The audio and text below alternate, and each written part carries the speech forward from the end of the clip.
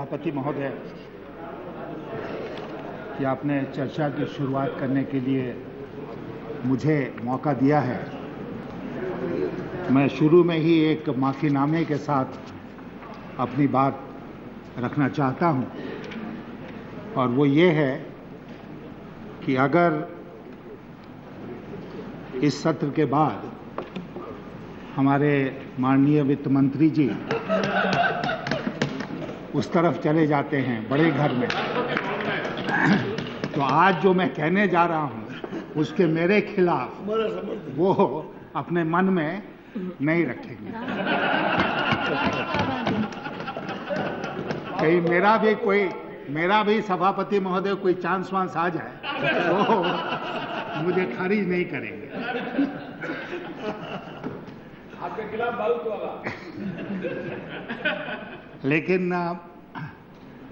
मैं आभारी हूं सभापति महोदय वित्त मंत्री जी का कि इनके वित्त विधेयक को लेकर जो आवाजें उठी थी देश में, उसमें कुछ आवाजों को इन्होंने सुना, और आज अभी जब इन्होंने अपने बिल को मूव किया कंसिडरेशन के लिए, तो उसमें इन्होंने वो बहुत जो चुभने वाली चीजें थी उसके डंक को कुछ कम किया है। मैं उस पर आऊंगा, लेकिन मैं एक मौलिक बात आज इस सदन के सामने रखना चाहता हूं। हम सब बजट बनाते रहे हैं, फाइनेंस बिल भी पेश करते रहे हैं, और फाइनेंस बिल अत्यंत गोपनीयता में, इनफैक्ट सारा बजट जो है वो अत्यंत गोपनीयता में बनाया जाता है। वित्त मंत्रालय सीआरपीएफ के कंट्रोल में चला जाता है।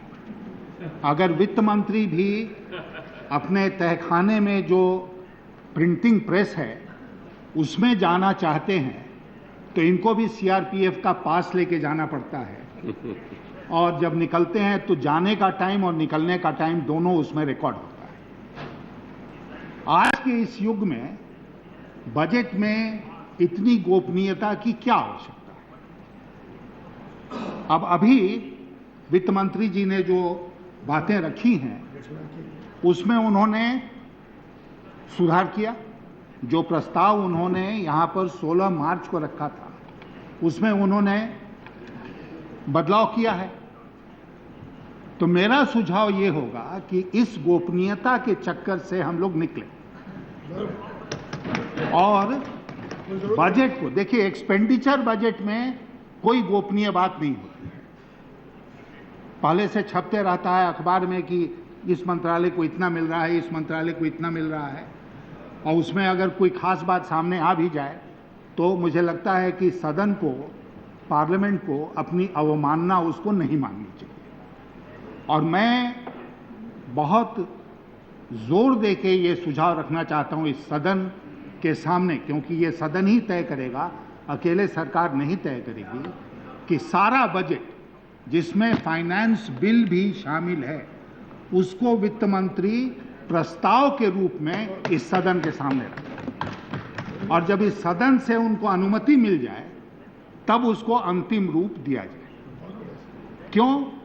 अब फाइनेंस बिल में क्या होता है कि इन्होंने बिल में कहा कि हम ये टैक्स लगाने जा रहे हैं, जैसे ज्वेलरी के बारे में इन्होंने कहा कि हमने पूरा विड्रॉ कर लिया। उसको बहुत स्वागत योग्य कदम है, क्योंकि हम सब लोगों ने कहा था कि आप विड्रॉ कर लें। लेकिन अब सवाल क्या उठेगा कि नोटिफिकेशन हो गया 16 मार्च को, और 16 मार्च इस साल डिलेड आया था बजट, नहीं तो 28 फरवरी को ही आता।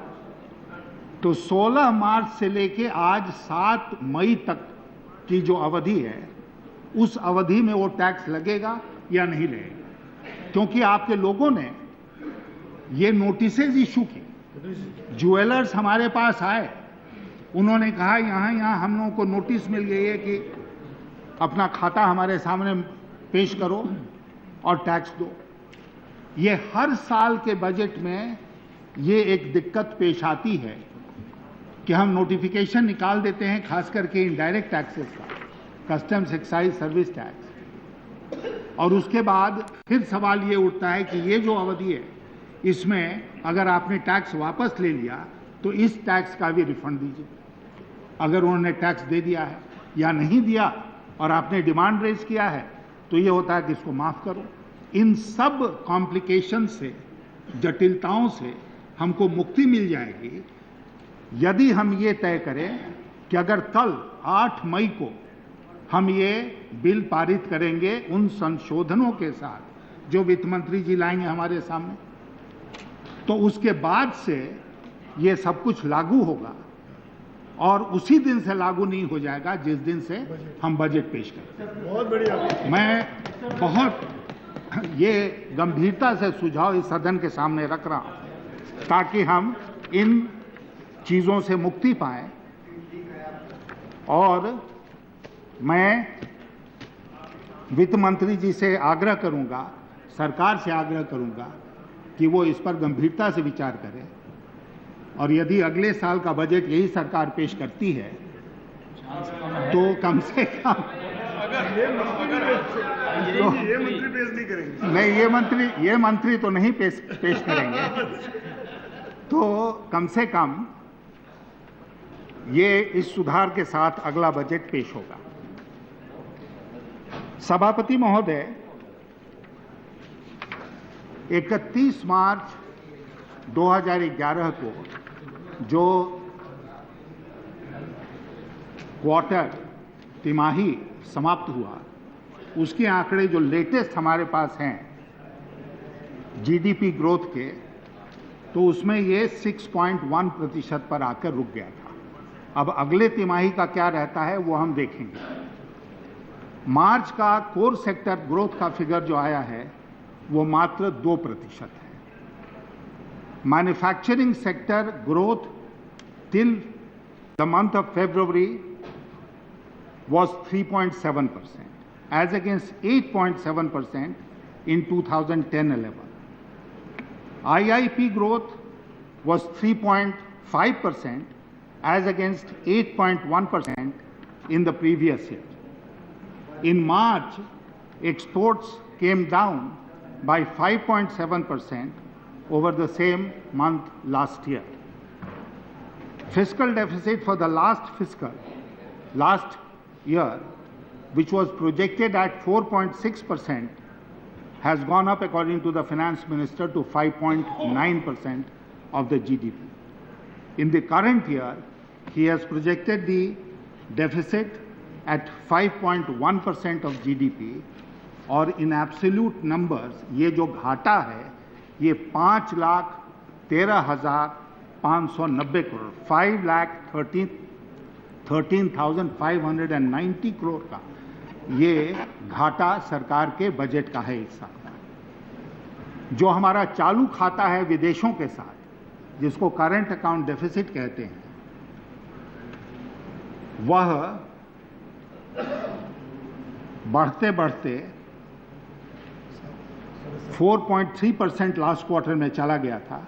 साल कहाँ खत्म होगा ये मैं नहीं जानता हूँ, लेकिन इसमें जो सबसे चिंता का विषय है वो ये है कि ये जो चालू खाते का घाटा है, करंट अकाउंट डेफिसिट है, and I am sure there is a former finance minister sitting here and the current finance minister sitting here, both of them will understand this very well, and the whole house, that financing of this current account deficit is of the utmost concern कि हमारा जो चालू खाते का घाटा है उसकी भरपाई हम कैसे कर रहे हैं।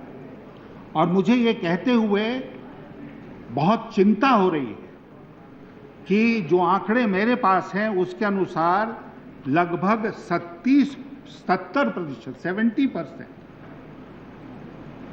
of the current account deficit is being financed from short-term debt flows.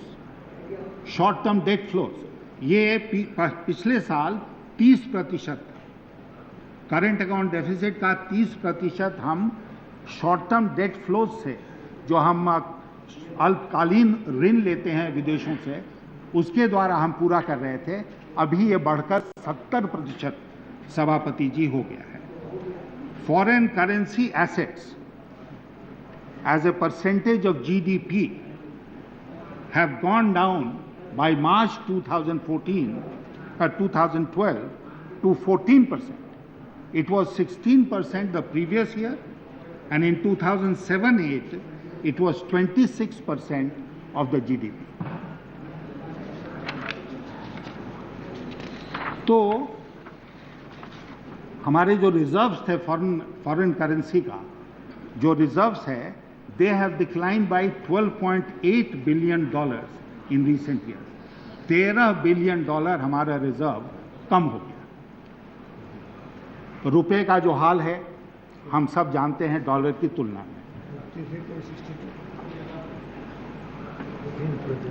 और कई ऐसे अर्थशास्त्री हैं आज इस देश में जो जोर दे के इस बात को कह रहे हैं, लेख लिख रहे हैं कि आज जो हमारी आर्थिक हालत है वह लगभग वही है जो 1991 में थी।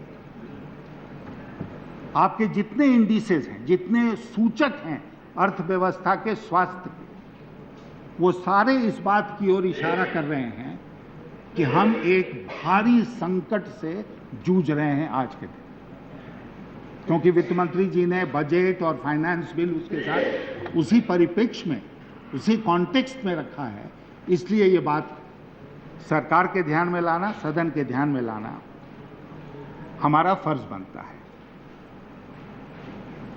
आज ठीक है कि हम उस जमाने में 1991, 90 बहुत सालों तक, खास करके वित्त मंत्री जी को याद होगा कि उस समय हमारा foreign exchange reserve $5 billion, $6 billion हुआ करता था, और जब वो घट गया तो देश को भारी आर्थिक संकट का सामना करना पड़ा था।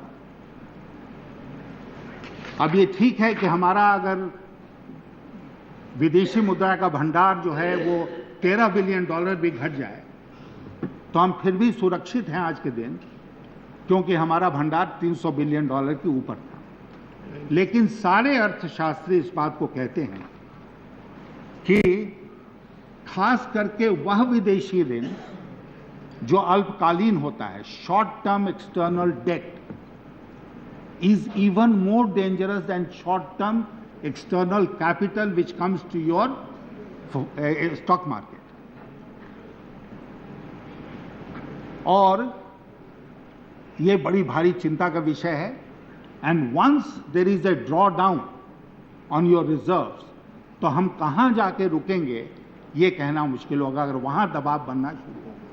और हाल के दिनों में हमने देखा है कि वो दबाव बनता है, क्योंकि हम सब लोग इस बात को जानते हैं कि होता क्या है कि जब विदेशी निवेशक अपनी पूंजी निकालता है, शॉर्ट टर्म डेट को वो रोल ओवर नहीं करता है, बाजार में उसका जो पैसा लगा हुआ है FIIs का, वो जब निकालता है तो वो उठकर कहाँ जाता है? वो जाता है एक्सचेंज मार्केट में, रुपए लेकर एक्सचेंज मार्केट में जाता है, डॉलर खरीदता है, और जब वो डॉलर खरीदता है तो डॉलर के ऊपर दबाव बनता है और रुपये की कीमत गिरती है, डॉलर की कीमत ऊपर जाती है।